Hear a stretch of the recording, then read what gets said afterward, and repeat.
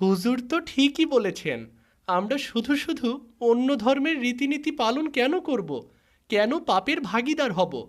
আব্বা, তোমাকে অনেক ধন্যবাদ আমার জন্মদিনে এমন একটা নেক আয়োজন করার জন্য। বাবা, তোমার জন্য আরও সারপ্রাইজ আছে।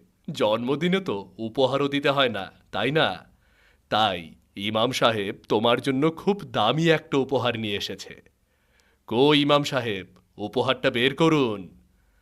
তালহা, তুমি তো কায়দা আর আমপারা খতম করেছ, তাই তোমার জন্য এই কোরআন শরীফ এনেছি উপহার হিসেবে। বাহ, খুব সুন্দর। এটা আমার জীবনের সেরা উপহার। এর চেয়ে বড় আর দামি উপহার হতেই পারে না। আর এটা আমার পক্ষ থেকে। তোমার তো 7 বছর পূর্ণ হয়ে গেছে, তাই এখন থেকে 5 ওয়াক্ত নামাজও তোমার জন্য ফরজ হয়ে গেছে। আজ থেকে এই টুপি পরে মসজিদে যাবে নামাজ পড়তে, কেমন?